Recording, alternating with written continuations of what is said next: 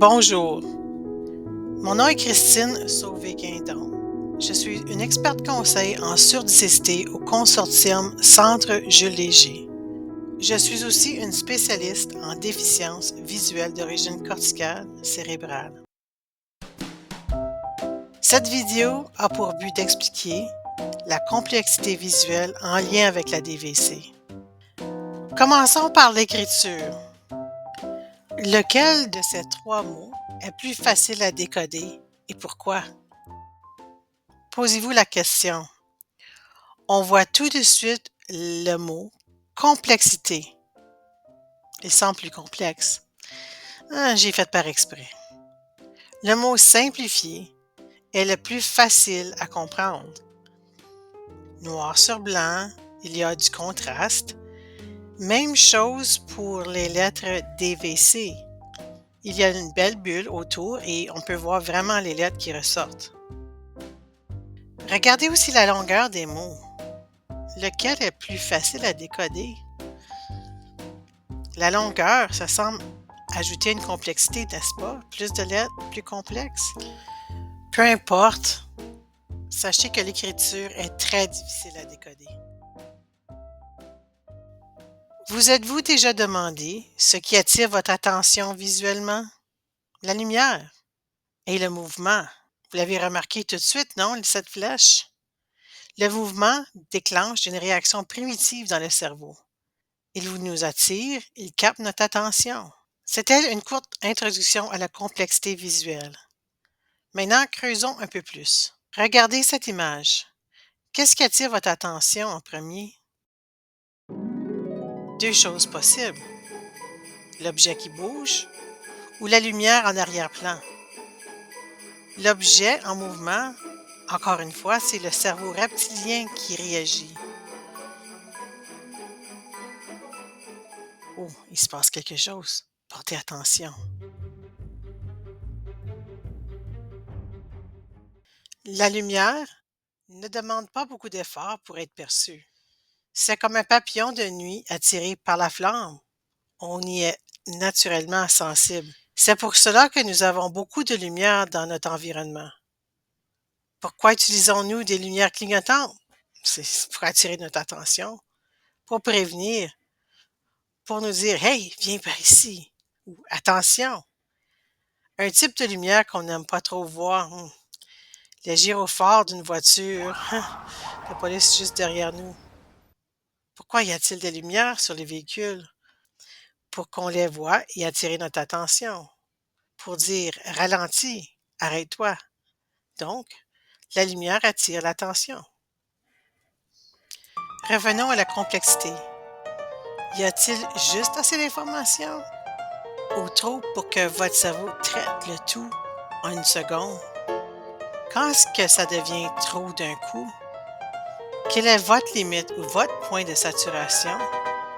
La quantité d'informations visuelles que votre élève peut traiter en même temps est bien inférieure à la nôtre. Donc, retenez bien, moins, c'est mieux. Combien d'éléments traite-t-il réellement dans son horaire visuel ou quand on lui présente des photos? Combien d'images? Est-ce qu'il les comprend? Quand vous en mettez trop, tout arrive en même temps et il décroche. Ça le frustre ou il se déconnecte. Et souvenez-vous, la lumière attire l'attention. Donc, si vous voulez qu'il regarde des images, le rétroéclairage est votre ami. Sur une tablette ou un téléphone, les images sont plus faciles à décoder. Alors, il faut garder les choses simples. Regardez, ceci est simple. Une seule feuille rouge, aucun arrière-plan complexe. Ça, au contraire, c'est complexe. Qu'est-ce que c'est ce mélange de couleurs? Nous, on arrive à décoder l'image. Mais pour l'élève, ce n'est qu'un mélange de couleurs sans signification. Donc, proposer des images avec moins d'informations, c'est toujours mieux. C'est pareil pour l'environnement. Gardez-le simple. Cette feuille rouge, si vous ajoutez du bruit et ou du mouvement autour, ça devient complexe. Simple veut dire un environnement calme et peu de mouvement. Simple, c'est aussi moins d'objets, même s'ils sont des objets qu'il aime. S'il y a trop de jouets, il ne trouvera pas la voiture qu'il cherche. Moins de choix, c'est plus facile. Une seule voiture, couleur simple, fond neutre, ça, il peut la décoder. Comparez ça à une série de voitures multicolores, c'est plus difficile. S'il était des jouets, peut-être qu'il ne parviendrait pas à les regarder et utiliserait peut-être son toucher pour compenser. Et utiliser des objets connus, c'est toujours mieux. Si l'élève aime des images de voitures, par exemple, assurez-vous que c'est quelque chose qu'il peut décoder. Il va peut-être falloir lui expliquer certains détails. Peut-être que du premier coup, il ne parviendra pas à tout définir. Assure-toi que c'est quelque chose qu'il aime et qu'il peut décoder. C'est toujours plus facile de reconnaître ce qu'on connaît. Regarde cette ville. Je vous gage que c'est familier. Ben oui, c'est Toronto. Pourquoi tu le sais? Parce que c'est familier. Tu es probablement allé ou tu as déjà vu des photos de cet endroit.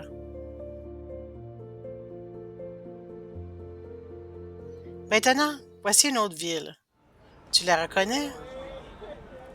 Est-ce que c'est plus difficile? Est-ce que tu recherches à analyser pour figurer ou possiblement où que ça pourrait être? Est-ce que tu regardes un élément pour en ressortir un sens? As-tu fait cela quand tu regardais l'image de Toronto? Ben oui, c'est Copenhague au Danemark. Mais Toronto était plus facile à reconnaître parce que c'est du connu. C'est pareil pour notre élève. Parlons des choses familières. On sait qu'il aime les pommes. Mais cette image, est-ce que c'est vraiment une pomme?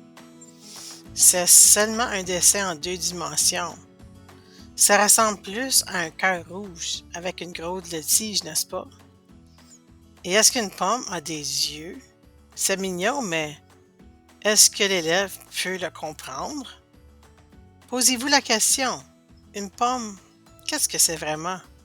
C'est un objet? C'est quelque chose qu'on touche?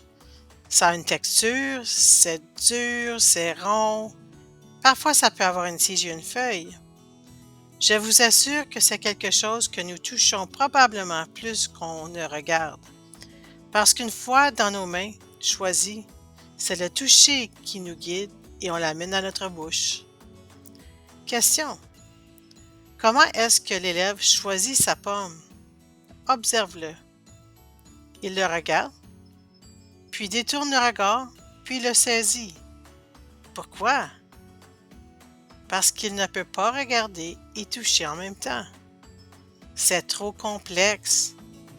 Et si la pomme est dans un panier rempli d'autres pommes? Oublie ça, c'est encore plus complexe. C'est trop à voir tout d'un coup, comme l'image des feuilles tout collées ensemble. Vous vous souvenez? Il va probablement tâtonner, sentir, pour distinguer les pommes. Il utilise son toucher pour savoir où est la pomme, la prendre et la porter à sa bouche. Pour toi, regarder et toucher, ce n'est pas complexe, mais pour lui, beaucoup. Et puis, plus qu'il y a d'objets, plus que c'est difficile. Pourquoi? À cause des lésions cérébrales et de la façon dont ces neurones fonctionnent maintenant. C'est ça la complexité. Simple pour toi, complexe pour Hunter. Et ce que tu trouves simple, mais qu'il trouve difficile, comment penses-tu qu'il se sent? Il est sûrement frustré. Et c'est là qu'on peut le perdre. Avec Hunter, il faut toujours se poser la question, est-ce simple à décoder ou complexe? Combien d'informations visuelles comprend-il? Combien est assez et combien est trop? Est-ce que l'environnement est calme, occupé? Y a-t-il du mouvement? En bout de ligne, on veut un élève heureux. L'un des éléments les plus complexes à décoder, c'est le visage humain. Parce qu'aucun visage n'est identique. On est tous différents. Pose, yeux, cheveux, texture, expression. Et en plus, on les change. On coupe nos cheveux, on change de couleur, on les attache. Une journée, ils ont une barbichette, l'autre, ils la rasent. Vous n'aviez pas réalisé, hein, comment c'était complexe un visage humain? En plus de cela, il essaie de décoder les expressions faciales, ce qui est particulièrement difficile car elles sont souvent subtiles, rapides et peuvent varier énormément selon les personnes. Puis, on demande à l'élève de nous regarder pendant qu'on parle. C'est juste trop en même temps. J'ai une question. Comment est-ce qu'il vous reconnaît? Est-ce par votre odeur, par votre posture, par la couleur de vos vêtements aujourd'hui, votre voix? J'ai une autre question. T'a-t-il déjà demandé de t'asseoir à un endroit précis, à la table ou sur un divan?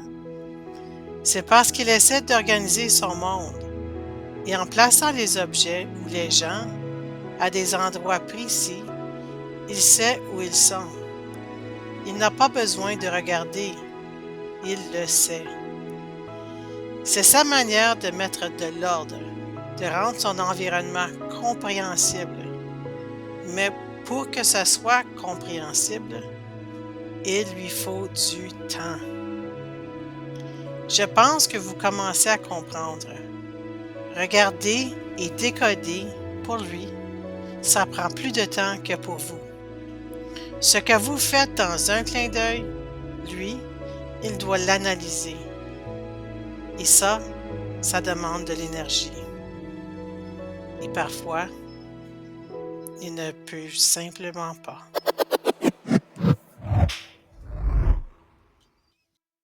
Au nom de mes collègues René-Lyne Girard, Pascal Lafrance, Carole Landry et moi-même, j'aimerais vous remercier et surtout vous dire n'hésitez pas de nous rejoindre si vous avez des questions.